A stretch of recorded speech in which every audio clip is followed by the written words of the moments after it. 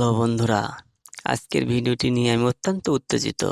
কারণ আজ আমি আপনাদের জানাবো এমন কিছু বৈজ্ঞানিকভাবে প্রমাণিত পদ্ধতি যা আপনার পড়া মনে রাখাকে করবে আরো সহজ, দ্রুত ও দীর্ঘস্থায়ী। আপনি কি জানেন আমাদের মস্তিষ্ক আসলে কতটা শক্তিশালী? কিন্তু যখন পড়াশোনার কথা আসে তখন কি কখনো মনে হয় সবকিছু ভুলে যাচ্ছেন? চিন্তা করবেন না, আজকের ভিডিওতে আমরা আপনার পড়া মনে রাখার শক্তিশালী সিক্রেট শেয়ার করব।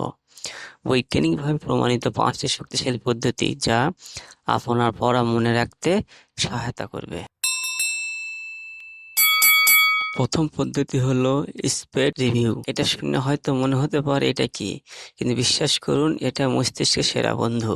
আমাদের মস্তিষ্কের মধ্যে একটা ফরগেটিং কার্ভ নামক প্রাকৃতিক বৈশিষ্ট্য রয়েছে। আমরা কোনো কিছু শেখার পর কিছু সময় পর সেটা ভুলে যাই, কিন্তু স্পেড রিভিউ পদ্ধতিতে আপনি যখন কিছু সময় পর পর পুনরায় সেই তথ্যটি রিভিউ করেন তখন সেটা আপনার মস্তিষ্কে গেঁথে যায়। অর্থাৎ আপনি যে পড়াটি পড়ছেন তার নির্দিষ্ট সময় পর পর রিভিশন দিলে সেটি মেমোরিতে গেঁথে যায়, ফলে পড়া অনেকদিন পর্যন্ত মনে থাকে। বিশ্ববিদ্যালয়ে একটি গবেষণায় দেখা গেছে যারা এই পদ্ধতি ব্যবহার করে পড়াশোনা করেন তারা পরীক্ষায় প্রায় 30% বেশি ভালো ফলাফল করেন। এবার আসুন দ্বিতীয় পদ্ধতিতে। এটা আপনার মস্তিষ্কের স্পিড বুস্ট করে। আমি কথা বলছি মাইন্ড ম্যাপিং নিয়ে। আমাদের মস্তিষ্কে সম্পর্কগুলো দ্রুত চিনতে পারে। যখন আপনি কোনো বিষয়কে বিভিন্ন ধারণা বা উপবিভাগে ভাগ করেন, তার মধ্যে সম্পর্ক তৈরি করেন, তখন আপনার মস্তিষ্ক সেই তথ্যগুলো সহজে মনে রাখতে পারে। অর্থাৎ আপনার পড়াকে ছোট ছোট অংশে ভাগ করে নিয়ে পড়েন, তাহলে সেই পড়া অনেকদিন পর্যন্ত মনে থাকবে। পালমারের একটি গবেষণা দেখা গেছে যে যারা মাইন্ড ম্যাপিং ব্যবহার করেন তাদের তথ্য মনে রাখার ক্ষমতা গড়ে 15% বৃদ্ধি। তৃতীয় পদ্ধতি হলো ভিজুয়ালাইজেশন।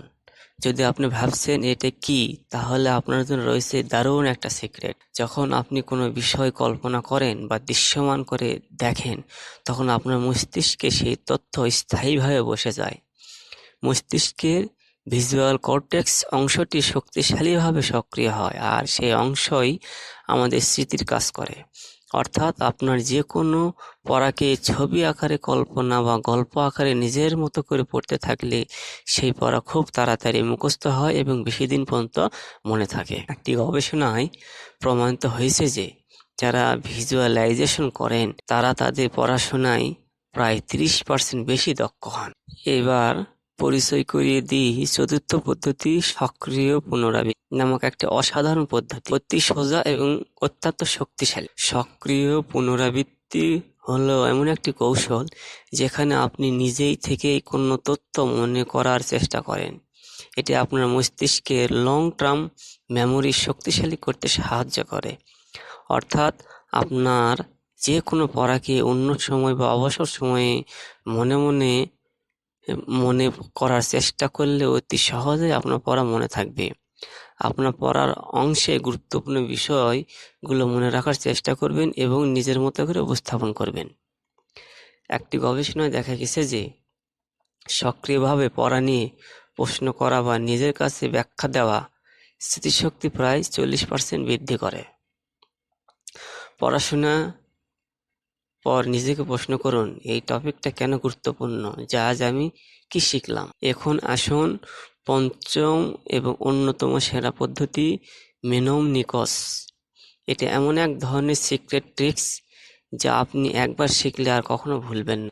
মেনোমনিক্স আসলে হলো এমন একটা কৌশল যেখানে দীর্ঘ বা জটিল তথ্যকে সহজতর করার জন্য কোনো সাংঘাতিক উপমা বা প্যাটার্ন ব্যবহার করা হয়। এটি মেমোরি প্লেস নামক এক প্রাচীন কৌশলকেও কাজে লাগায়। জটিল বা দীর্ঘ কোনো বিষয়কে সহজে মনে রাখার জন্য সূত্র আকারে বা সংরক্ষিত আকারে মনে রাখা হলো সূত্র আকারে বা সংক্ষিপ্ত আকারে মনে রাখাই হলো মেনোমনিকস পদ্ধতি।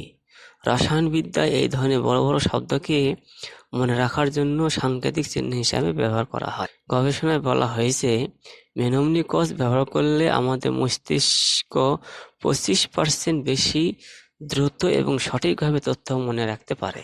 এখন তো আপনাদের কাছে পড়াশোনার জন্য শক্তিশালী অস্ত্র রয়েছে।